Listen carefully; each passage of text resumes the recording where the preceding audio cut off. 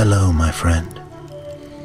Today I will tell you another long-forgotten legend. Close your eyes and let the magic transport you to Middle-earth.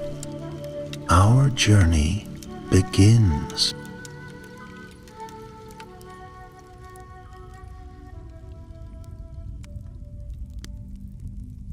In the quiet days after the fall of the Dark Lord, when the white tree blossomed anew in the courts of Minas Tirith, and King Elisar ruled wisely, there still lingered whispers of distant things, shadows that had not yet found their rest.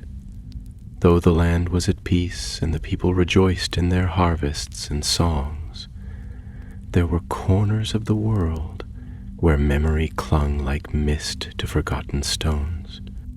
It was in these days that Prince Faramir, steward of Gondor and warden of the White Tower, found himself called upon for a task unlike any he had faced in all the long years of war and service.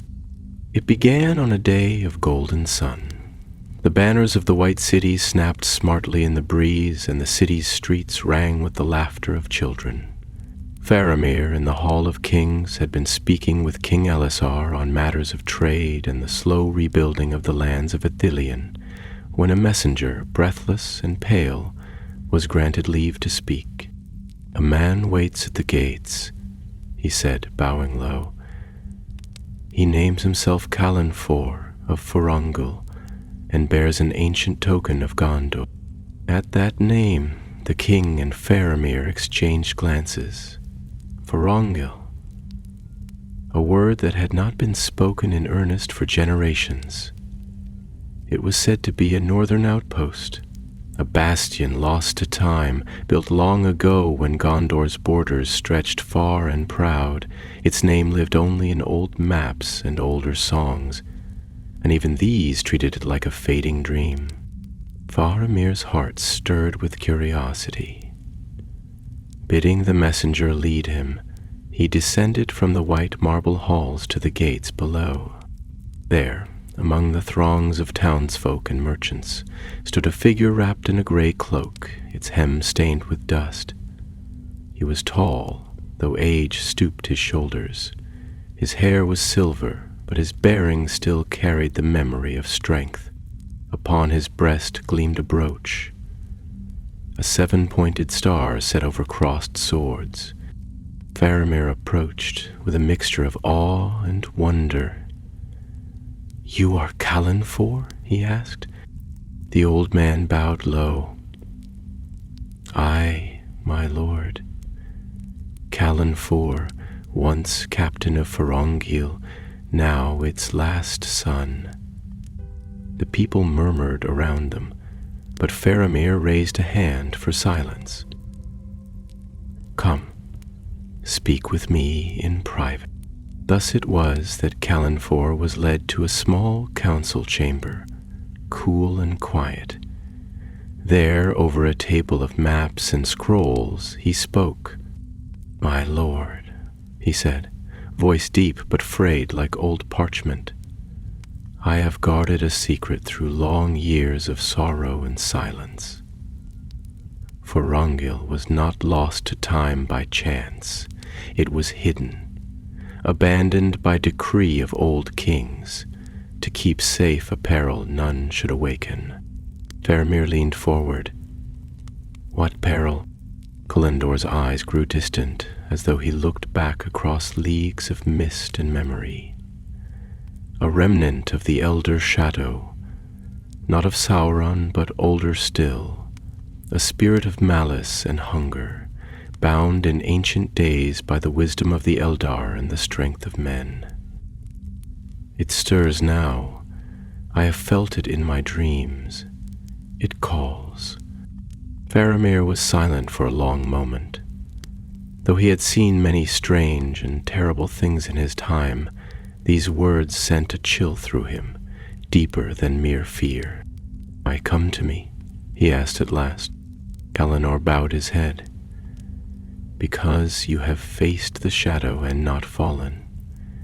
You have walked in dark places and returned with your heart uncorrupted. I cannot face this task alone. My strength wanes, yet there is still time if we act swiftly. Faramir's heart warred within him. He thought of Éowyn, his beloved wife, of their son Elberon, whose laughter brightened the halls of Aemon Arnon. He thought of the peace he had fought so hard to secure. But he also thought of Gondor, of the countless souls who trusted him, who would fall unknowing should the secret evil rise unchecked. At last he spoke. I will come with you, Calanfor. The old knight smiled, a smile touched with sorrow and gratitude.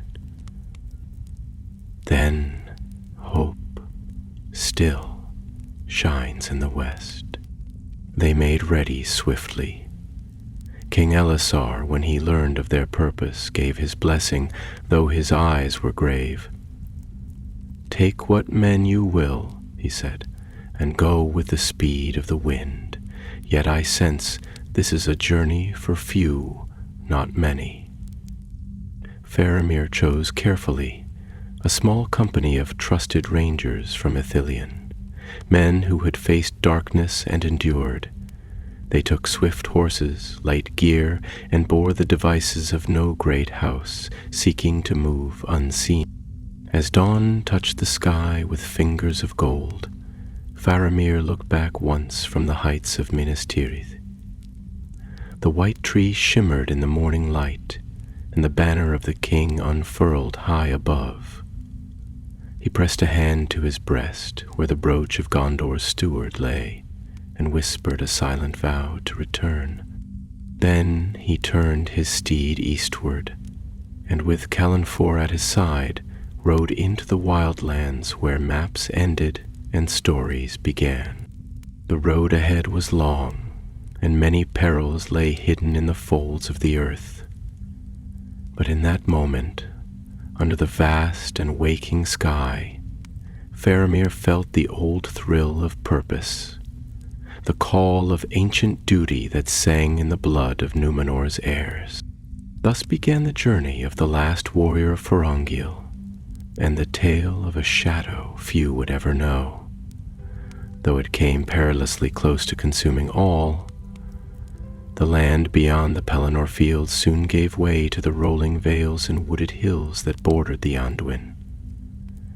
The company rode in silence, their cloaks drawn close about them, for the early mists clung to the earth like ghostly fingers, and the sun rose pale behind veils of drifting cloud. Faramir led with steady hand, his keen eyes ever watchful, while Calanthor rode at his side, his back straight despite the weight of years upon him. For many days they traveled eastward, passing through villages where the folk paused in their labors to gaze at the riders, sensing in them a gravity and purpose that set them apart. These were not traders nor mere wanderers, but men of old stock, whose presence recalled the high days of Gondor, when the White City's arm had stretched far beyond sight. Yet the company did not linger long in any place, for Calantha's urgency broke no delay, and the pull of unseen peril quickened their pace. As they rode, the land grew wilder. The fields gave way to thickets of ancient trees, and the songs of birds faded into uneasy silence. Here the shadows gathered earlier in the day, and the woods whispered secrets in a tongue older than any remembered speech of men. The company lit no fires at night, lest they draw unwelcome eyes, and spoke in hushed tones when they spoke at all. One evening, as the sun bled crimson upon the western rim of the world, and the first stars dared peep forth, Calanfor drew Faramir aside, speaking low as they made camp among the roots of a broken hill. "My lord," he said, and though he used the title, there was no deference in his tone, only solemn fellowship. "There is a thing you must know, lest you think me mad or led astray by dreams alone." Faramir met his gaze steadily. "Speak, Calanfor, I would know all." In the last days of Forongil, the old knight said, there came a rider from beyond the wastes, bearing a warning in a tongue scarcely known to any save the lore masters. He spoke of the Sleeper of the Stone, a spirit of hatred and hunger, bound by the wise in elder days, when Morgoth still roamed the world in bodily form. Not all his servants perished with him, nor even with the fall of Sauron. Some lie imprisoned still, forgotten by those who should remember. He paused, as though the memory weighed upon him, then pressed on. We were charged, in secret, to guard that prison, not to destroy, for that is beyond mortal craft, but to keep vigil and to sound the alarm should the bindings weaken. Faramir listened in grave silence. He thought of the ancient powers that had once moved upon Middle-earth. The Valar, the Maiar, and the dark creatures that had fled into the hidden corners of the world. It was no light thing Calanfor spoke of, and no common evil they were now hastening to confront. How was the prison wrought? He asked after a moment. By the blending of arts, Elvish and Númenorian, and even by the hands of the dwarves, it is said, Calanfor replied. It lies beneath the ruins of Forongil, hidden from sight, bound by spells that hunger can erode but slowly. Yet time wears all things thin, and I fear the day is near when the sleeper shall stir again. Faramir nodded, feeling the weight of destiny settling upon his shoulders like a mailed cloak. Then let us hasten, he said, and Calanthar's lined face lit for a moment with grim satisfaction. That night Faramir dreamed, but not the dreams of weariness that often come to those on the road. He stood upon a barren plain beneath a blackened sky, where towers of stone lay broken, and the earth itself seemed to moan. Before him rose a vast shape, not clearly seen, but sensed in every trembling of the ground. It was ancient beyond telling, a presence of cold hunger that sought, not with eyes, but with will. In his dream he bore a sword of light, bright and keen, and though fear gripped him, he did not flee. The shadow reached for him, and as it touched the edge of his sword, it recoiled with a shriek that tore the very stars from the heavens. He woke with a start, hand grasping instinctively for his blade. Around him the others slept fitfully, their faces troubled even in repose, and Calanfor sat alone by the edge of the camp, staring into the darkness where the woods thickened like a wall. Faramir rose and joined him, saying nothing, for no words were needed between those who had glimpsed the same dread. The company set out before the sun rose, moving swift and silent. The land rose steadily now, becoming harsher, more broken. Great stones jutted from the earth like the bones of the world, and the trees thinned into gaunt, twisted shapes that clawed at the sky.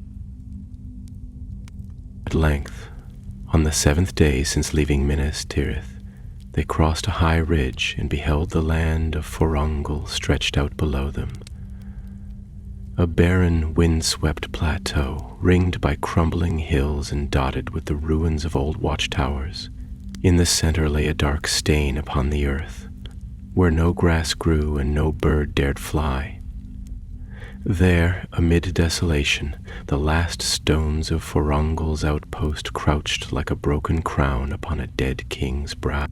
Calanfor dismounted, standing long in silence, his cloak whipping about him in the rising wind. "There," he said, voice hoarse with mingled sorrow and dread, "lies the threshold of our doom or our deliverance." Faramir dismounted as well, his eyes never leaving the ruin. He felt it then, a pressure in the air, as though some great weight pressed upon the land itself. The men behind him shifted uneasily, sensing it too, though they knew not what it portended. "We make for the ruins," Faramir said at last, his voice steady though his heart pounded. "There we will find what must be done." They descended the ridge, leaving behind the last clear view of the lands of men. Before them lay only the empty wastes, the broken stones, and the memory of a kingdom lost to time. Thus they came to Forongil, where memory and myth were one, and the past waited with bated breath for the tread of living feet. The ruins of Forongil loomed before them, a tangled mass of stone and shattered walls, worn by countless years of wind and rain, yet still clinging stubbornly to the earth as though unwilling to surrender fully to oblivion. The towers that once gleamed white beneath the banners of Gondor were now little more than crumbling silhouettes, their proud battlements broken in weeping lichen. Here and there, fragments of ancient heraldry clung to fallen shields or the remnants of doors, their colors faded to ghosts. And in the hush that hung over the desolate place, it seemed to Faramir that he could almost hear the echo of horns long fallen silent, and the clash of spears, now rusted to dust. The company pressed on through the ruins, picking their way carefully among the broken stones. Every step was a whisper against the heavy stillness, and the men spoke not at all, for the weight of ages lay thick upon this place, and even the bravest among them felt as intruders into some holy tomb. Calanfor led the way without hesitation, his feet finding paths invisible to younger eyes, until they came at last to what had once been the heart of the fortress, a wide courtyard now choked with weeds and debris, dominated by a great stone slab half sunken into the earth. "This is the seal," Calanthor said, his voice rough with weariness and reverence alike. "Here lies the doorway to the prison." Faramir stepped forward, feeling the thrum of power beneath his boots, faint but undeniable, like the echo of a distant storm yet to break. The slab was marked with runes, ancient twisting letters of Sindarin and Quenya interwoven with sigils unknown even to Faramir's deep lore. Some glowed faintly with a pale, cold light, while others had dimmed, their power frayed by the slow gnawing of time. "The binding is weakening," Calanfor continued, his hand resting lightly upon the stone as if in comfort or farewell. "The wards must be renewed, or the sleeper will rise. Yet I am but a broken reed. The craft of the making was beyond me even in my youth, and the knowledge of it lies now in ruins with the old kings." Faramir felt the sharp sting of despair gnaw at the edges of his resolve. It was one thing to march against an enemy of flesh and blood, to pit sword against sword and heart against heart. It was another to stand before an ancient evil whose very existence defied the strength of men. He knelt by the seal, tracing the sigils with careful fingers, feeling their cold kiss against his skin. "Is there no hope of reforging the binding?" he asked quietly, though he feared he knew the answer. Calanthor shook his head slowly. The binding was set with the power of the elves of old, and the blood of Numenor at its height. We have neither now, but there may yet be a chance. A relic of the making was hidden here, a shard of the first seal, preserved in secret against this very day. If it can be found and set anew, it may be enough to strengthen the prison for another age. Hope, slender and flickering as a candle before the wind, stirred within Faramir's heart. "Then we must find it." Even as he spoke, a low rumble trembled through the ground beneath them, and the men looked about in alarm. From the broken towers, black shapes detached themselves. Creatures of twisted form and hateful visage, spawned of shadow and malice. They moved with a dreadful skittering gait, their eyes gleaming like coals, and their weapons dripped with venomous black ike. "Scourges," Calenfor muttered grimly, drawing his sword with a rasp. "They are the Sleeper's wardens, born of the corruption that seeps even through stone." Without waiting for a command, the company formed a ring about the seal, shields raised and spears leveled. Faramir stood tall at the center, his sword drawn, its blade catching the cold light and flashing like a star fallen to earth. The scourges came on in a shrieking mass, and the clash of battle rang out once more in the forsaken court of Forongil. The fight was fierce and terrible. Though the men of Ithilien were seasoned warriors, they found themselves hard-pressed by the unnatural strength and ferocity of their foes.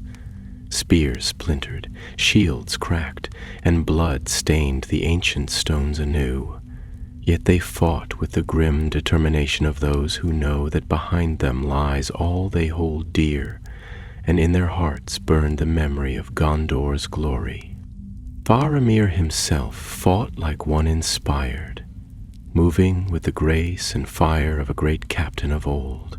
His sword sang in the gloom, weaving a net of death about him, and wherever he struck, a scourge fell, shrieking its last. Beside him, Calenfor fought with the desperate strength of a man who knew his last hour might be upon him, his blade carving a path through the enemy with the cold precision of long-honed skill. Still, the scourges came, their numbers seemingly without end, and it seemed the defenders would be overwhelmed. Then, as the battle reached its fiercest pitch, a horn sounded, low and clear and commanding, a note of power that cut through the chaos like the stroke of a great sword. The scourges faltered, hissing and writhing as though in pain, and for a moment the tide of battle turned. Faramir seized the chance, rallying his men with a cry, and they pressed the attack, driving the creatures back from the seal. In that precious moment of respite, Calenfor grasped Faramir's arm, his face alight with desperate hope. "A horn," he gasped. "It is the horn of Forongil, lost long ago. Someone or something still guards this place from beyond the veil." Faramir nodded, though questions burned within him, and turned once more to the fight. For even if aid had come unlooked for, the danger was far from past, and the sleeper stirred ever closer to waking. Thus the ruins of Forongil, silent through long ages, were again witness to valor and sacrifice. And the ancient stones drank deeply of blood, as they had in days now remembered only in song and sorrow. When the battle was at last stilled, and the last of the scourges lay vanquished upon the broken stones, the company gathered their dead and wounded in solemn silence. Of the brave men who had set forth from Ithilien, 5 would not see the walls of Minas Tirith again, and their passing weighed heavily upon all who stood in the shadow of Forongil's ruin. Faramir knelt beside the fallen, his head bowed in grief, and spoke words of farewell in the tongue of old Numenor, that their spirits might find the straight road to the halls of their fathers. The wind rose and sang a low dirge among the shattered towers, and for a long while none moved, as though the very stones mourned with them. Then Calenfor stirred, his face worn and lined with sorrow, and beckoned Faramir to his side. In his hand he held a shard of ancient horn, its surface graven with runes and bound with bands of tarnished silver.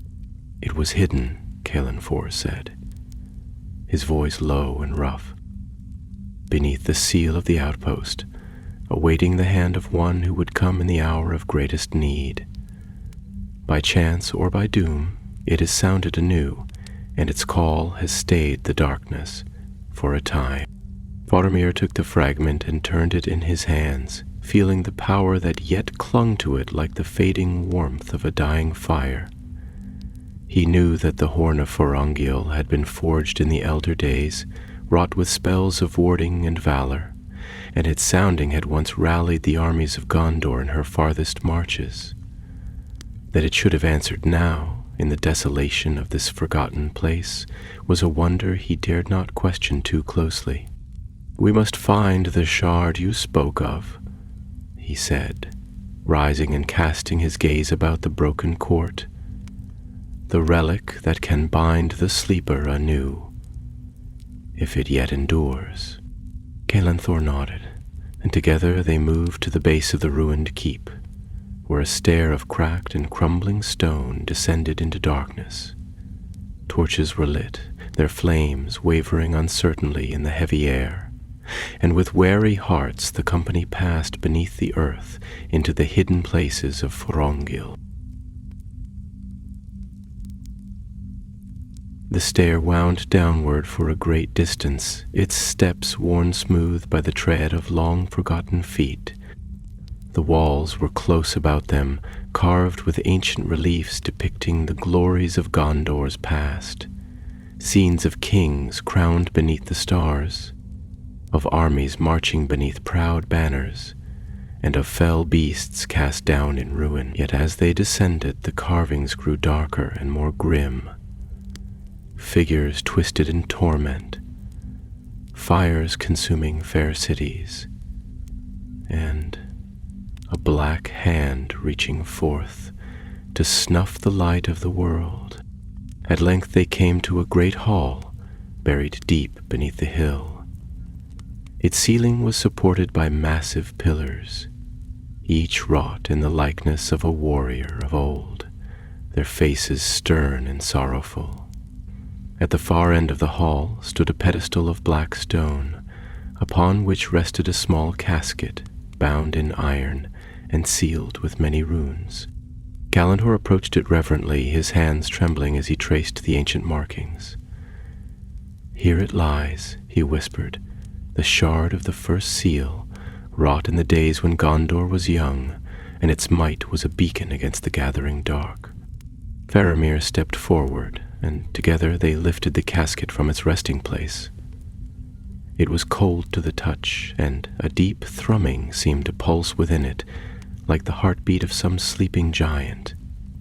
As they bore it back toward the light, the ground beneath their feet shuddered, and a distant, rumbling roar echoed through the caverns. "The sleeper stirs," Caelenfor said grimly, his face pale in the flickering torchlight. "We have little time." Back in the ruined court, they laid the casket upon the seal and broke its ancient bonds.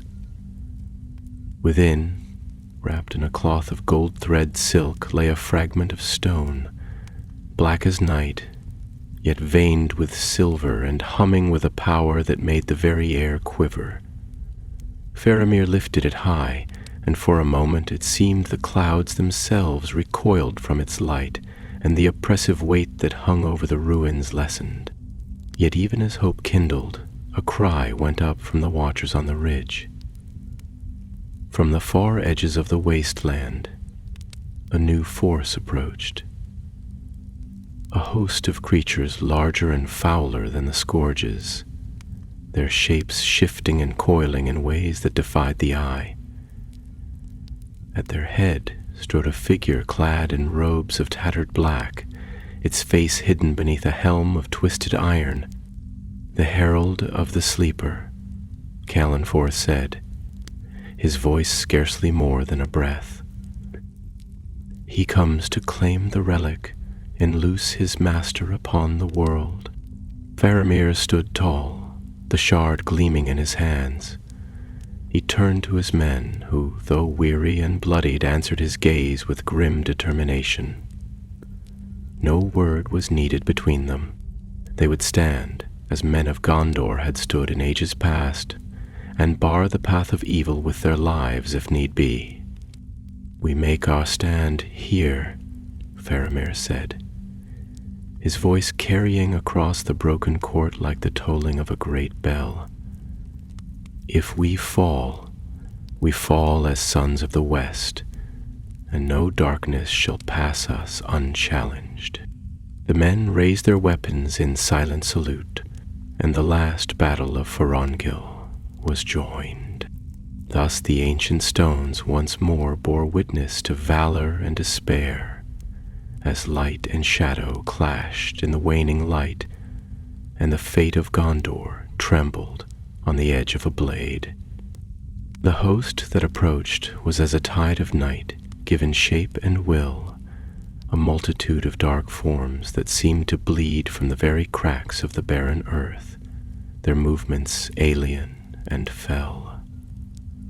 At their forefront the herald advanced with a terrible majesty, his iron helm catching the dying light, and sending back no gleam but rather a devouring gloom that swallowed all it touched. In his right hand he bore a staff crowned with a claw of blackened bone, and with it he struck the ground as he came, each blow sending a tremor through the stones of Forongil, as though the bones of the world themselves quailed before his coming. Faramir stood unmoving at the heart of the courtyard, the shard of the first seal clutched to his breast, its silver-veined blackness pulsing like the last heartbeat of a dying star. Around him his men formed a steadfast ring, their faces grim and pale, yet their eyes shone with the steady fire of those who have set aside fear, having chosen their doom freely and with honor. Calanfor moved among them like a shadow, whispering ancient words of strength and binding, laying his hands upon shield and sword with a blessing that seemed to carry the weight of ages. And the herald raised his staff high, and from the host behind him there arose a dreadful cacophony, a screeching and wailing as of 1,000 tortured souls, a sound that clawed at the mind and sowed seeds of despair. Yet the men of Gondor did not falter. Faramir lifted his sword in answer, its blade blazing with a white fire as pure and stern as the snows upon Mindalluin, and in his voice rang the command that had led brave men through fire and ruin in years now passed into legend. "Hold fast," he cried, "for Gondor, for the king, for the West." The enemy surged forward, and battle was joined. The first wave broke upon the shield wall like storm-tossed waves upon a cliff. Faramir fought at the forefront, his sword a blur of silver light, striking down foe after foe with the surety of a master whose every stroke was born not merely of skill, but of a purpose righteous and unyielding. Calanthor was at his side, moving with the deadly grace of a wolf of old, and the men of Ithilien, hardened by long years of war, gave no ground. Yet the herald's power was great, and with every blow of his staff the air seemed to crack and bleed shadow. Strange creatures, malformed and nightmarish, hurled themselves at the defenders with mindless ferocity, and though many were slain, for every one that fell, another rose to take its place. The shard in Faramir's hands grew heavy, as though it strained against some unseen force, and he felt the prison below them shudder with the mounting fury of the sleeper's awakening. It was then, amid the chaos and carnage, that a dreadful cry rose from the far side of the field, where a group of the enemy had broken through. Faramir turned in time to see one of his men, a lad barely come to his full strength, dragged down by a hulking beast whose maw gaped with fangs like knives. Without thought he surged forward, Calanthor close behind, and with a cry of defiance cleft the creature's head from its shoulders in a single mighty blow. The lad, mortally wounded, looked up at Faramir with wide, pleading eyes. And in that moment the Prince of Ithilien knelt and pressed his brow to the young warriors, whispering words of comfort as the light faded from his gaze. Rising, Faramir felt a new fire kindle within him, a cold, relentless flame of wrath and sorrow, tempered by duty. The cost of this day would be high, but he would see the task finished, whatever the price. At the center of the court the herald now stood alone, for his minions had drawn back at a gesture of his blackened hand. He cast aside his staff, and from within the folds of his robe he drew a sword, long and cruel, its blade not of any metal known to the world of men or elves, but wrought of shadow and pain. With slow, deliberate steps he advanced toward Faramir, and the very earth seemed to wither beneath his tree. Calanfor stepped forward to meet him, his own sword raised high, but Faramir caught his arm. "This is mine," he said, his voice low and filled with a quiet, terrible resolve. "You have borne your burden long enough, old friend." "Porpigeth, Kellen." For hesitated, and then he bowed his head and stepped aside, tears glinting in his eyes. Faramir moved to meet the herald, and as he went he sang, "A song of old Numenor, a song of towers shining beneath unclouded skies, of ships that sailed beyond the setting sun, of hope undimmed even by the fall of kings." His voice rose and filled the shattered court, a defiance against despair itself, and the shard in his hand blazed brighter with every note. The herald struck first, his black blade descending with the force of a thunderbolt. Faramir met the blow with his own sword, and the clash of their meeting rang out like the peal of a great bell. Sparks flew, and the ground cracked beneath their feet. But Faramir stood firm, his will as unbreakable as the mountains. They battled long and hard, trading blow for blow, their swords weaving patterns of light and darkness across the dying day. Each strike of the herald's blade sent shivers of pain through Faramir's body, and the strength of his arms began to wane, yet he gave no ground, drawing upon the deep wells of courage that had sustained his house through long generations of trial. At last, in a moment when the herald overreached, Faramir drove the shard forward, not into the creature's body, but into the ground at their feet. A great light burst forth, blinding and pure, and the herald shrieked, a sound of such agony and rage that the stones themselves seemed to weep. The black sword shattered into 1,000 shards, and the herald fell back, writhing and clutching at the empty air. His form withered and shrank, and at last he was no more than a heap of empty robes and twisted ire. The ground trembled once more, and a great fissure opened around the seal. From within there rose a column of light, and the sleeper, roused to the brink of waking, recoiled and was bound anew by the power of the shard.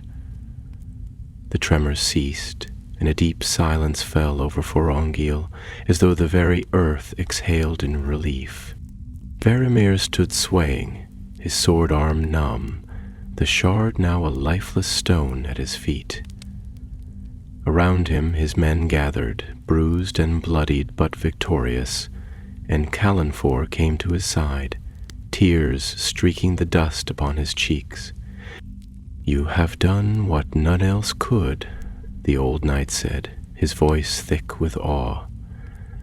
"The line of Hurin yet holds true." Faramir shook his head wearily. "We have done it," he said, "together." And as the first stars pricked the darkening sky, they laid their dead to rest among the stones and set their faces westward, toward home and the healing of many wounds. Yet none among them would ever forget the shadow they had faced, nor the light they had kindled in the heart of darkness. The morning that followed was cold and still, and the light of the new sun, though bright upon the high ridges, seemed reluctant to descend into the ruined court, where the smoke of battle still lingered. The men of Ithilien moved slowly among the fallen stones, gathering what supplies they could find and tending to the wounded, while Faramir and Calanthor stood together before the broken seal, speaking low of what must be done. The shard, its purpose fulfilled, lay now as dark and inert as common stone, its power spent in the great binding. Yet even so, a sense of watchful peace emanated from the earth, and though the ruins of Forongil were still a place of sorrow, the terrible weight of dread had lifted. The sleeper lay bound once more, deeper and more securely than before, and the watchers knew that their sacrifice had not been in vain. "We must seal this place," Faramir said, his voice measured and firm, though there was a weariness in his eyes that no rest could easily ease. "It must be hidden again, as it was in the days of old, and its memory preserved only among the wise. No wandering soul must come upon it unawares." Aurelius Calanthor inclined his head, his face grave. "I will remain," he said. "My time in the wide world is over. Let me be the warden of this place until my last breath, that no dark power shall rise again through folly or chance." Faramir laid a hand upon the old knight's shoulder, feeling the strength that still endured in that frail frame, and nodded without words. It was a bitter thing to leave a comrade behind, yet he knew that the choice was not made out of despair, but of a love for Gondor deeper than any fear of death. Thus they set to work. With the aid of the few who were hale enough, they gathered stones and timber, shoring up the ruins so that the entrance to the vaults below might be concealed. Ancient oaths were spoken anew, and tokens of warding drawn from the deepest lore of Minas Tirith were set about the place. A cairn was raised upon the site of the seal, not of cut marble nor graven tomb, but of simple, enduring stones, a mark for those who knew and a warning for those who did not. At last, when all was made ready, Faramir summoned his men. They stood in a ring about the cairn, their faces somber, and he spoke to them in a voice that carried across the desolate plain. "This place is now a grave," he said, "a grave for hopes long past and for evils that must not awaken. Let none speak of it lightly, nor seek it out for curiosity or greed. We carry this memory with us, but we do not share it, save with those whose wisdom and need are beyond question." The men bowed their heads, and the oath was made. A bond stronger than iron, forged in the hearts of men who had looked into the abyss and chosen honor over despair. That evening, as the stars blossomed one by one in the heavens, Faramir and Calanthor spoke together for the last time. They sat upon a broken step, sharing a simple meal of bread and dried fruit, as though they were no more than two old comrades at the end of a long journey. "You will find the road hard," Calanthor said, gazing eastward where the land fell away into shadow. "The memory of this place will cling to you as it has clung to me. There are burdens that even kings cannot see, and they weigh heavily upon the soul." Faramir smiled faintly, his face lit by the soft glow of the rising moon. "It is a burden I am willing to bear. Gondor is worth it. The white tree still grows." Glenhar's eyes misted, and he clasped Faramir's hand with surprising strength. "Then there is hope still, even in these latter days."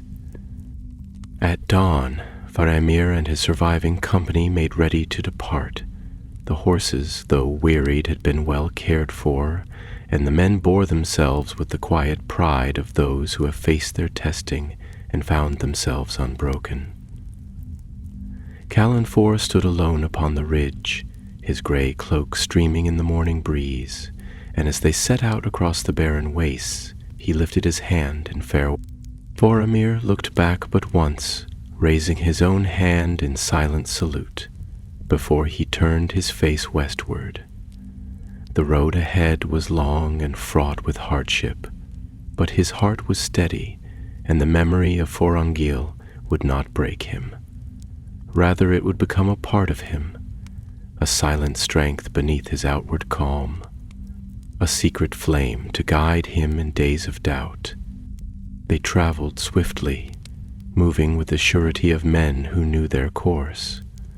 The land gradually softened as they left the blighted waste behind, and the fields of the Anduin spread before them, green and golden under the returning sun. Yet though the world grew fairer, a shadow lingered in their hearts, and they spoke little of what they had seen and done. In the villages they passed, folk greeted them with joy and curiosity, but Faramir gave no sign of the true nature of their quest. To them he was simply the prince returning from some errand of state, weary but victorious, and they cheered him and laid flowers before his path. Yet he knew that their safety, their laughter, and their songs had been bought at a price few would ever understand, and he bore that knowledge as a sacred trust. Thus they came at last to Minas Tirith, its white walls gleaming in the sun, and the banners of the king unfurled in welcome. Trumpets sounded from the heights, and the gates swung wide to receive them. The people thronged the streets, crying blessings and casting petals beneath their feet, and Faramir smiled and waved as was fitting, though in his heart he thought of the graves left behind in the silent wait. King Elessar met him in the Hall of Kings, and there, before the throne of Gondor, Faramir gave account of all that had passed, withholding nothing. The king listened in silence, his brow dark with thought, and when Faramir had finished, he rose and embraced him. "You have done a deed of great worth," he said, his voice ringing in the vaulted hall. "Greater than any song shall tell, for it is a victory won in secret, and its fruits shall be peace that no man shall know to name." Faramir bowed his head, and for a moment the burdens of the past weeks lifted from him, and he was simply a man among friends, a servant of a greater good. Yet even as the city rejoiced, and the world turned once more to the joys of peace, Faramir knew that a part of him would ever walk the silent halls of Forongil, keeping watch over a darkness that might never truly die. The days that followed were filled with much celebration, for the labors of peace had borne rich fruit throughout the lands of Gondor and Arnor, and the harvests were plentiful in the wide courts of Minas Tirith. Songs were sung and bright banners fluttered upon the breeze, and the people gave thanks for the good fortune that had come to them in the days of King Elessar's reign. Yet, amid all this mirth and merrymaking, Faramir moved like a man apart, his heart heavy with the memory of darker deeds, carried out in silence, for the safeguarding of a joy that the common folk could scarcely imagine had ever been at peril. Often he would walk alone through the gardens of the citadel, beneath the silvered leaves of the white tree, and his gaze would turn northward, as though seeking in the far distance the lonely cairn where the last battle of Forongil had been fought and won. Though Eowyn, his beloved, greeted him with gladness, and their son Elberon laughed to see him home, there remained a shadow in Faramir's eyes, a mark left by the darkness he had dared to oppose. King Elessar, perceiving this, spoke with him at length in the quiet hours of the evening, when the stars kindled above the towers and the city lay hushed in sleep. Seated together upon a high balcony that overlooked the vast plains of the Anduin, they spoke not as king to steward, but as old comrades bound by trials no tongue could fully recount. "You have faced more than many would dare," Elessar said, his voice grave yet full of warmth. Yet you bear your burden as a tree bears snow in winter, steadfast and silent, though the weight is heavy. Faramir smiled, though it was a smile touched with sorrow. It is no heavier than the burden you have carried all your life, my liege. We each have our part to play in this great tapestry, and if mine be a darker thread, then let it serve to make the whole more bright. Elazar placed a hand upon Faramir's shoulder, and for a long moment they sat in silence, each lost in thought of battles fought and friends lost. At last the king spoke again. "There are few now who remember the old evils," he said, "and fewer still who understand how near they yet linger to the edges of the world. We have won a great victory, Faramir, but we have not unmade the ancient shadows. They lie sleeping still, waiting for forgetfulness and pride to weaken the hearts of men. And we must guard against them," Faramir answered, his voice steady. "Even if the world forgets, we who have seen cannot." Thus they resolved that the knowledge of the sleeper and the hidden peril of Forongil would be preserved only among the highest of the king's council, sealed away in the deepest vaults of the city, and that trusted wardens would be appointed, unknown to the common folk, to watch over the hidden places of the realm. A league of silent guardians, bound by oaths stronger than steel, would keep vigil through the years, ensuring that the sacrifices of that dark journey would not be in vain. So it was that a new brotherhood was formed, secret and solemn, drawing its members from the wisest and most steadfast of Gondor's sons. They bore no sigil upon their cloaks, nor banner upon their lances, but their hearts were bound by a single purpose: to hold the darkness at bay, unseen and unthanked, that others might live in peace. Faramir himself was their first captain, though his name was not spoken among them, for it was a charge he bore not for glory, but out of love for his people and reverence for all that had been lost and won. He trained them in the arts of secrecy and endurance, teaching them the lore of ancient evils and the ways by which such foes might be discerned and defeated. Calanfor, though he remained ever at his post amid the ruins of Forongil, was counted their elder and mentor, and word of his welfare was borne secretly to Minas Tirith by trusted hands, though he himself would not set foot again within its white walls. Thus the seasons turned, and the labors of the silent brotherhood went unknown by most. Great roads were repaired, cities flourished, and the children of Gondor grew up in peace, their laughter filling the meadows and the marketplaces. Few among them would ever guess how near to ruin the world had come, nor how often unseen hands turned back threats that would have undone all their hopes. Yet for Faramir, there remained a yearning that no earthly joy could wholly still, a longing for the days when innocence had been unshadowed, and duty had not pressed so heavily upon his soul. Often he would ride alone into the woods of Ithilien, now green and blooming once more, and there, amid the whisper of the trees and the song of clear-running streams, he would find some measure of peace. Sometimes, in the deep watches of the night, he would dream of Forongil, not as it stood in ruin and sorrow, but as it must have been in the days of its youth, when white towers gleamed under the sun and banners snapped proudly in the wind. He would see young knights riding forth with laughter in their voices, and maidens singing from the battlements, and the high halls filled with music and the light of 1,000 candles.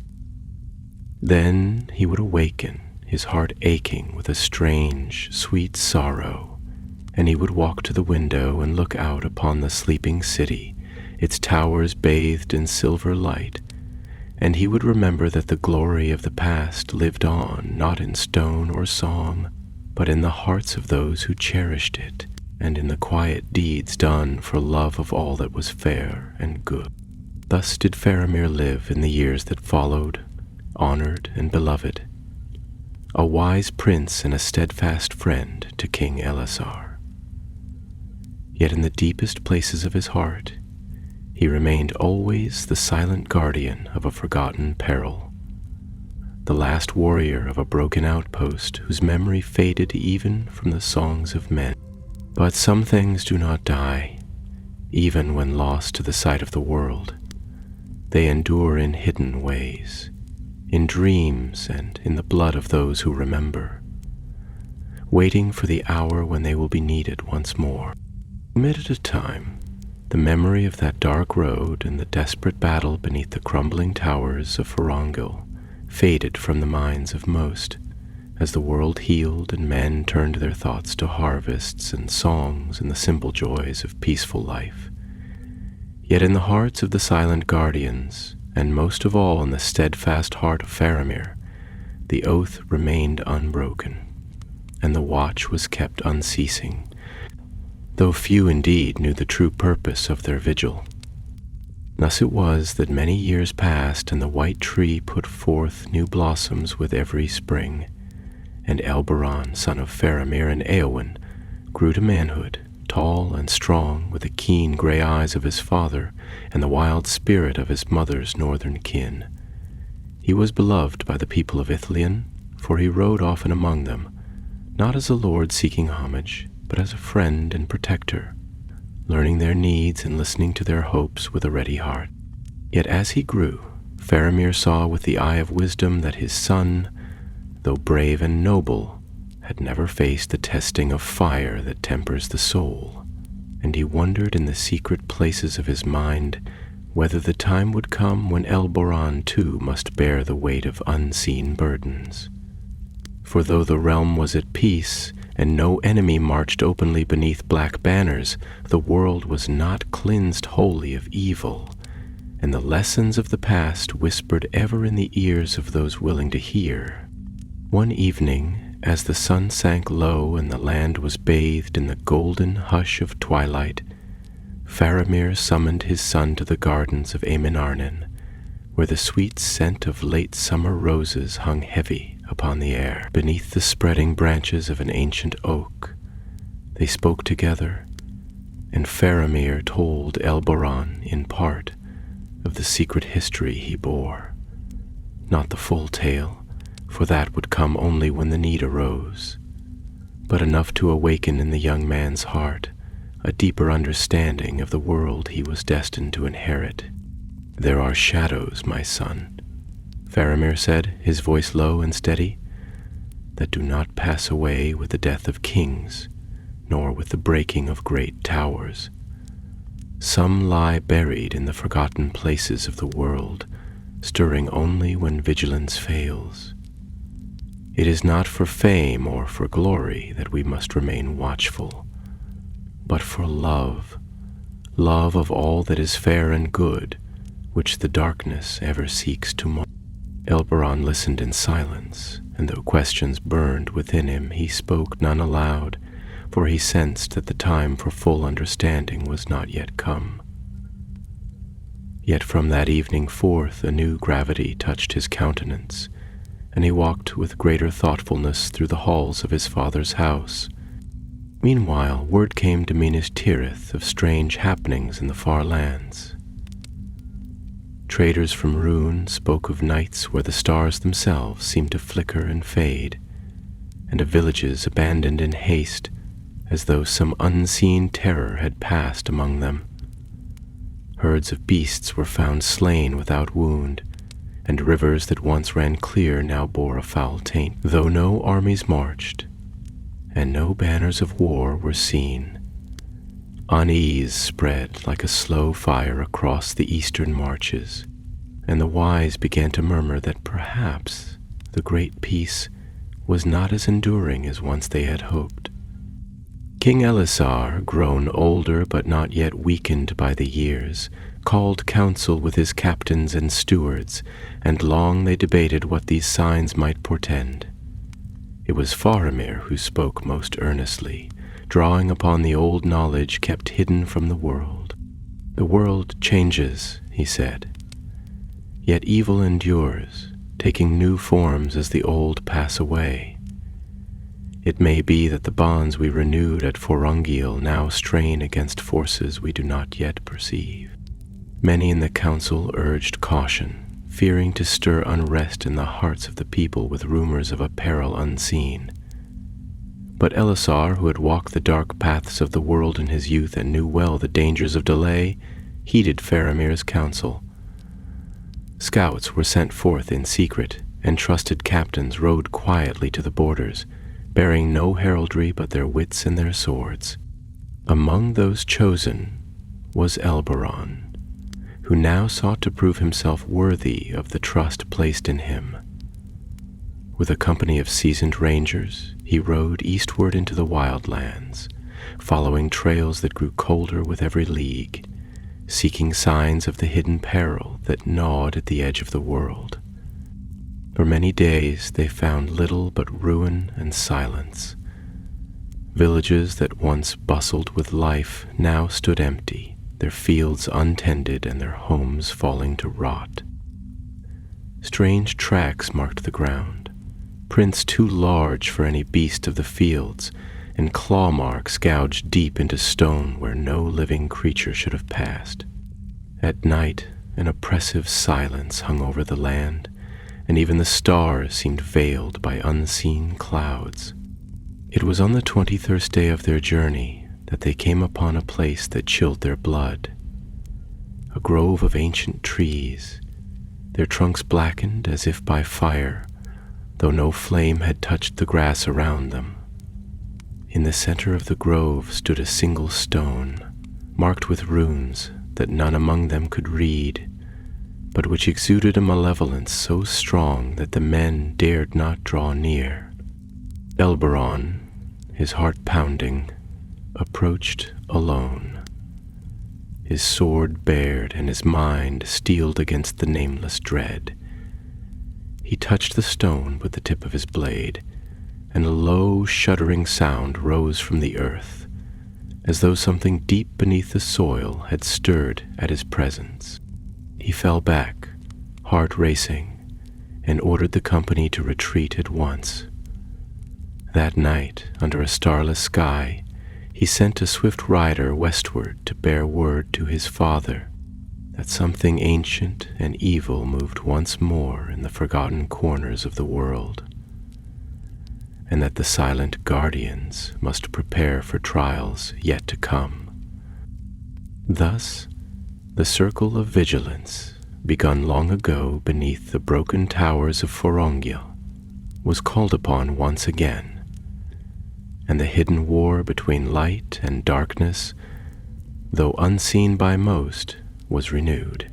When the messenger reached Aemon Arnen, riding hard and long without pause save for the needs of his steed, the evening shadows were already stretching long across the fields, and the first stars were kindling in the clear vault of the sky. Faramir, seated in council with his captains beneath the banner of the white tree, took the message with grave countenance, and though he spoke no word at first, those gathered about him saw a shadow fall across his face, as though he looked through time and saw there the reflection of a peril he had long feared might return. Without delay he rose and called for his arms, donning the mail and cloak of Ithilion's warden, though many years had passed since last he had worn them for war. His sword long kept honed and ready he belted at his side, and he summoned forth the captains of the silent guardians, who came swiftly at his call, their faces stern and knowing. To them he spoke plainly, wasting no breath upon ornament or preamble, for the hour was grave and the need was urgent. "The shadow stirs again," he said. "Beyond the bounds of our sight it gathers, seeking once more to unmake what was bound by blood and valor. We must ride, not in force of arms to stir the fears of the folk, but swiftly and in secret. As we rode once long ago, when the world was younger, there was no question among them, for each man had taken the ancient oath, and each knew that this moment might come, though long years of peace had lulled the world into forgetfulness. Horses were readied, and supplies gathered with quiet efficiency, and by the next dawn Faramir and his chosen companions had set forth from Aemon Arnon, riding eastward with the swiftness of falcons upon the wind. The road they followed led first through the green and blooming lands of Ithilien, where gardens flourished and wild things thrived once more, a living testament to the victory won at such cost in days now nearly beyond memory. Children waved to them from the fields, and women sang as they plucked ripe fruit from heavy branches, and it seemed that no shadow could ever mar the beauty of that place. Yet Faramir rode with eyes fixed ever eastward, and the joy of the land touched him but lightly, for in his heart he heard again the whispering of a deeper darkness, as old as the bones of the world. On the fourth day they came to the edge of the Anduin, where the great river rolled, broad and slow between its banks, carrying with it the memories of mountains and forests long past.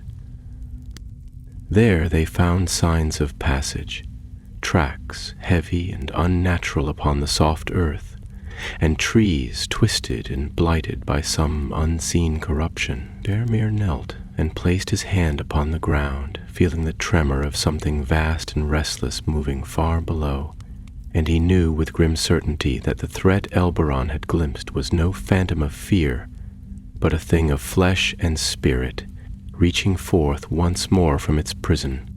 They crossed the river at a hidden ford known only to the rangers and pressed on into the wilder lands beyond, where the woods grew tangled and the air hung thick with the scents of moss and decay. Here the light of the sun seemed dimmed, though no cloud marred the sky, and even the birds fell silent, as if unwilling to bear witness to what approached.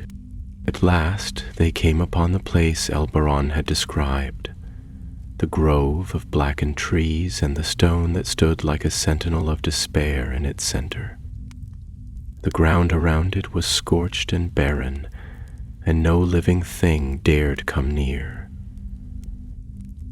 The runes upon the stone pulsed faintly with a sickly light, and the very air around it was heavy with malice. Faramir dismounted and approached slowly, drawing his sword and speaking words of warding learned in the long study of ancient lore. The others formed a circle about him, their faces tense and watchful, ready to strike at any threat, though none could say what form such a threat might take. As he drew near, Faramir felt the presence that dwelled within the stone, a will vast and cold, older than the kingdoms of men, older even than the towers of Elvenhome. It stirred sluggishly, as if sensing his defiance, and a voice rose within his mind, low and terrible, promising power, dominion, and life everlasting if he would but lay down his sword and kneel. But Faramir, son of Denethor, heir of Húrin, whose spirit had withstood the seduction of the One Ring itself, set his will against the voice and raised his sword high, calling upon the names of Elendil and Eärendil, and upon the flame of the west that no darkness could wholly smother. At his cry a great wind rose, swirling dust and ash into the air, and the stone split with a sound like the breaking of mountains. From the fissure within, a dark shape began to rise, amorphous and shifting, crowned with writhing tendrils of shadow and eyes like coals buried deep within the heart of a storm. The men of Ithilien stood firm, though terror gripped their hearts, and they loosed arrows tipped with silver and ancient runes into the seething mass. The arrows flew true, each one striking with a flash of light, and for a moment The shadow recoiled, writhing in agony, yet it did not fall. Faramir knew then that steel and craft alone would not suffice. The power that stirred before him was not of this world, nor of any world that had known the light of the two trees. It was a remnant of the elder darkness, a fragment of the will that had once stoked the furnaces of Angband and mocked the stars themselves. He sheathed his sword and drew instead from his cloak a small ancient relic, the last gift of Calanfor, left to him long ago, a simple ring of iron inscribed with runes of binding. It had lain hidden all these years, a silent reminder of a promise made and a duty yet unfulfilled. Faramir held the ring aloft, speaking aloud the words of sealing taught to him by the last warrior of Forongil. His voice rose strong and clear, and the runes upon the ring blazed with a fierce white fire. A shadow screamed, a sound that tore at the soul and rent the very fabric of the night, and lashed out with tendrils of blackness, seeking to smother the light. But the ring shone brighter, and the words of Faramir's oath echoed across the desolation, binding the darkness as with chains of living flame. Slowly, reluctantly, the shadow was drawn back, pulled into the riven stone, and the fissure sealed with a thunderous clap that shook the ground and sent a shock wave rolling through the forest. The grove of blackened trees shuddered and fell, and the sickly light was quenched, leaving only silence and the clean, cold air of a world set free. Faramir sank to one knee, exhausted but unbroken, and the men gathered about him, lifting him to his feet with words of awe and gratitude. "You have done it," one said, his voice hushed as though speaking in the presence of something sacred. "The darkness is bound." Faramir shook his head slowly, his face pale and lined with weariness. "For now," he said. "But there are other stones, other prisons, hidden in the forgotten places of the world." This was but one whisper of the storm, and in his heart he knew that the silent war between light and darkness would never truly end, but would pass from father to son, from steward to captain, for as long as the world endured. The journey homeward was slow and somber, for though the darkness had been sealed anew and the immediate peril averted, the knowledge of what lay hidden yet in the deeps of the world pressed heavily upon the hearts of the company. No songs were sung as they rode, no tales were told to pass the weary miles, for each man was wrapped in his own thoughts.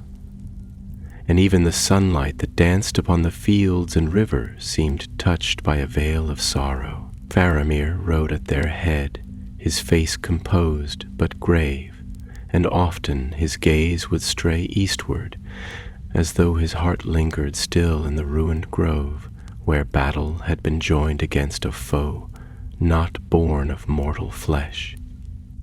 When at last the white city rose before them, shining in the afternoon light like a crown set upon the brow of the mountains, there was joy among the people, for word had traveled ahead of the company's return, and the folk, knowing nothing of the true danger faced and overcome, cheered and cast flowers before their path. Yet Faramir did not smile as he rode through the gates, and though he lifted his hand in token of greeting, there was a weariness in his bearing that spoke to those with eyes to see that the burden he bore was not lightly set aside. In the Hall of Kings, beneath the high windows where the banners of Gondor stirred in the breeze, he gave his account to King Elisar, speaking plainly and without embellishment of all that had been encountered, of the stone, the shadow, and the binding. The king listened in silence, his gray eyes darkening with each word, and when Faramir had finished, he sat long. thought before he spoke. "You have done a deed beyond praise," Elisar said at last, his voice heavy with the weight of old knowledge. "And yet, as you have seen, the shadow that once threatened to engulf the world is not wholly ended. It endures, diminished but not destroyed, lurking in places forgotten by time, waiting for pride or folly to unloose it once more." Faramir bowed his head. "I know it well, my lord, and I fear that this task, the keeping of the silent watch, shall pass on, not only to me, but to my son and to his sons after him, so long as the world endures." "And so it must," said Elisar, rising from his seat and placing his hand upon Faramir's shoulder.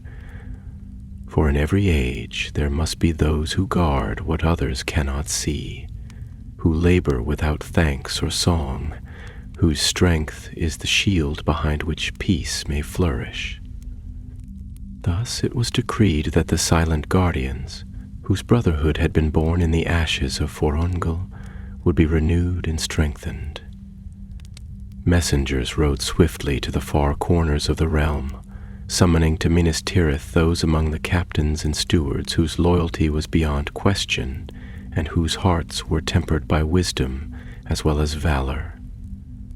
In secret halls beneath the city, oaths were sworn anew, and ancient rites of binding and vigilance were taught to a new generation. Among them stood Elberon, son of Faramir, tall and proud, his young face alight with the fire of resolve. Before the gathered company he knelt, and with his hand upon the sword of his forefathers he swore the great oath, binding himself to the defense of the realm, not only against foes of flesh and steel, but against the darker enemies that walked unseen. And though Faramir's heart was filled with sorrow to see his son drawn into so heavy a destiny, there was pride there also. Pride that the blood of Númenor still ran strong in his line, and that the sacrifices of those who had gone before would not be forgotten. In the days that followed, the realm knew peace once more. The fields of Ithilien flourished under the wise stewardship of Faramir and his kin, and Minas Tirith shone fair upon the mountain's flank, a beacon of hope to all the lands of Middle-earth. Yet in hidden places, the watch was kept without ceasing. Guardians moved silently through the forests and hills, unseen by the eyes of common folk, and the old sigils of warding were renewed where ancient stones marked the places of peril. Faramir himself, though the years weighed heavier upon him, continued to ride often to the borders of the land, accompanied by a few trusted companions. In the quiet hours of dawn, when the mists still clung to the fields and the world seemed poised between waking and sleep, he would stand upon the high hills and listen, his heart open to the stirrings of the earth, ever watchful for the first whisper of returning shadow. And when he returned to Aemon Arnen, he would walk among the gardens with Éowyn at his side, speaking little, but finding comfort in her presence and the simple joys of the world he had fought to preserve. Their love, tested and deepened by time, remained a sure refuge against the weariness of unending vigilance, and in the laughter of their son and the blossoming fields of Ithilien, they saw the fruits of their labors and sacrifices.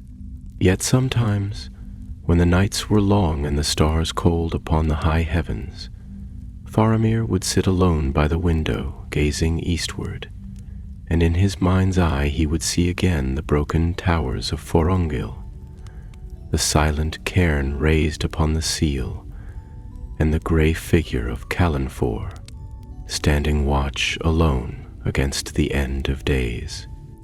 Thus the tale of the last warrior of Forongil passed into legend, known to few but remembered always by those whose duty it was to bear the hidden burdens of the world.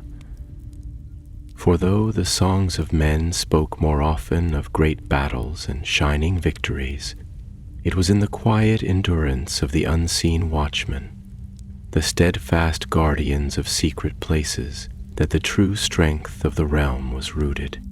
And so it was that even as the world grew fair and golden in the days of the reunited kingdom, the silent war continued beneath the surface of the world, unseen and unsung, yet no less vital to the hope of all living things.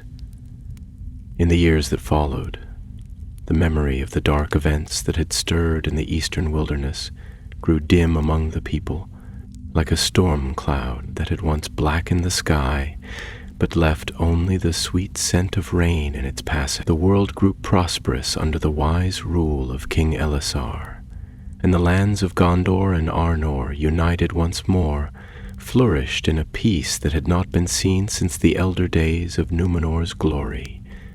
Cities rose anew from ruins long abandoned. Forests once blackened by war were healed and green again, and the great roads of the West, laid by the hands of forgotten kings, bore the tread of countless travelers who walked without fear beneath the sun. Yet in the midst of this golden age the silent guardians kept their watch, unseen and unthanked, moving like shadows beneath the bright banners of the reunited kingdom. They watched the forgotten places where evil might yet linger, and in secret they renewed the ancient bindings and strengthened the hidden wards, lest in the fullness of time the world forget its ancient peril and fall again into darkness. Faramir, though now graying at the temples and slower of step, continued to lead them with the quiet strength that had been the mark of his house since the days of Mardil, the good steward. Often he would ride with Ilberon through the deep woods of Ithilien, teaching him the lore of hidden things, of signs written in the flight of birds or the bending of grass, of ancient stones half buried in moss, upon which the weary runes of warning still clung like a whisper from the past. He taught him also the deeper lessons, that courage was not the absence of fear, but the mastery of it, that true strength was not in the sword arm alone, but in the steadfast heart, and that duty, once accepted, must be borne without hope of reward or song. Elberon, eager and keen, learned well, and the people of Ithilien grew to love him for his wisdom and for his open heart, even as they had loved his father. Yet he bore also a fierce light in his spirit, an echo of his mother's wild blood, and there were times when Faramir would see in him the shadow of a future he could not shape nor wholly foresee, a future that would belong not to him, but to the strength and choices of the generation to come.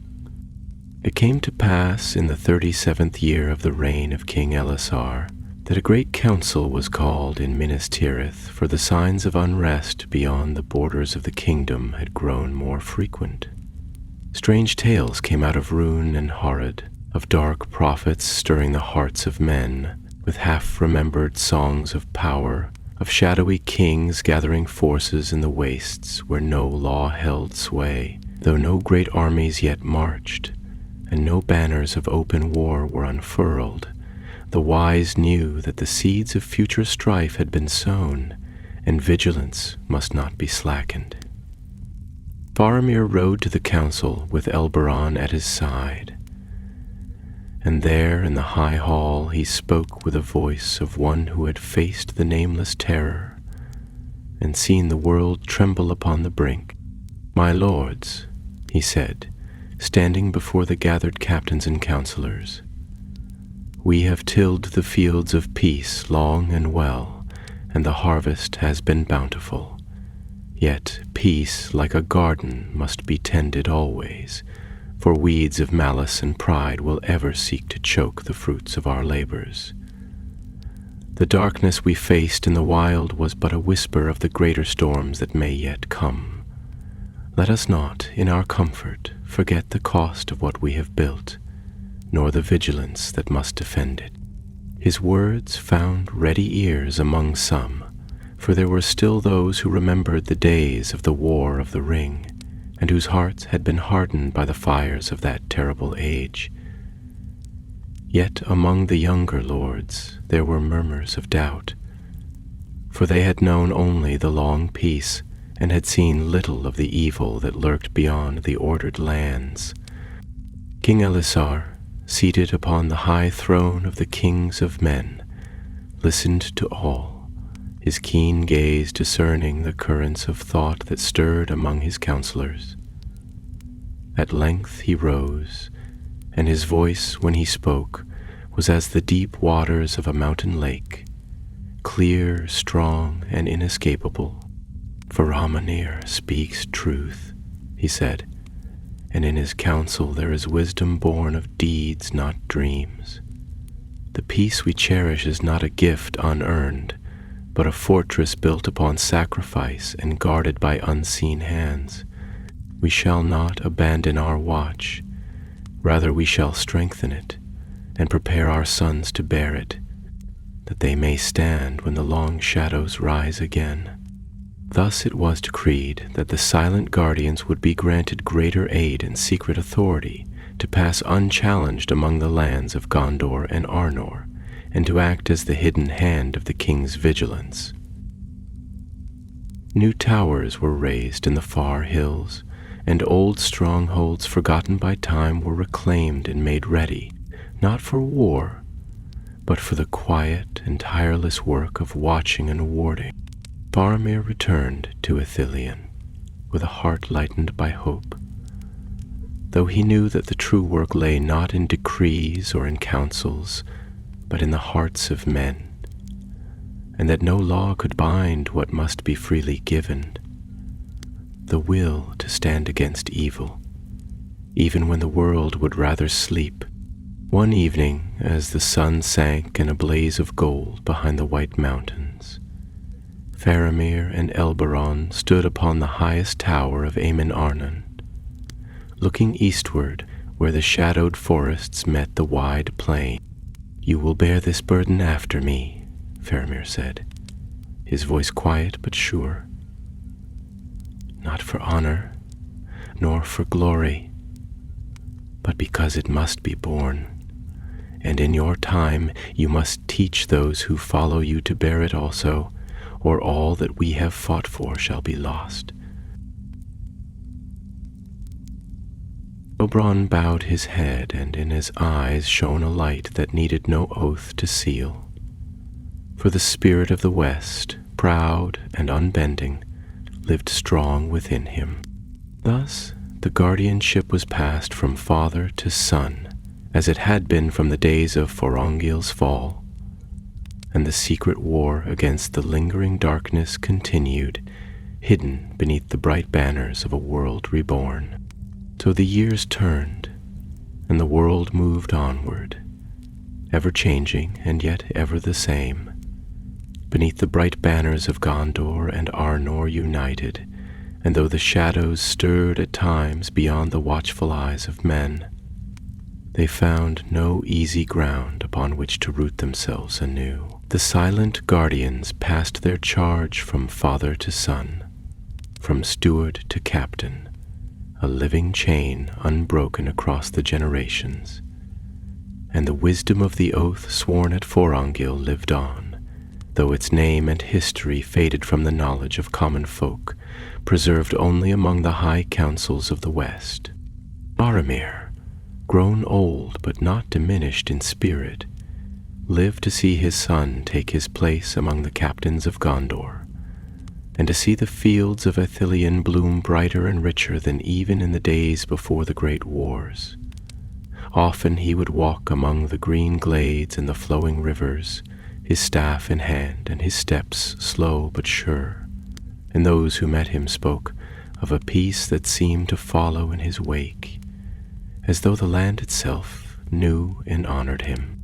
There came a day, fair and still, when Faramir sat beneath the spreading boughs of a white-blossomed tree in the gardens of Aemon Arnon, the sun warm upon his face, and the songs of birds sweet in the air.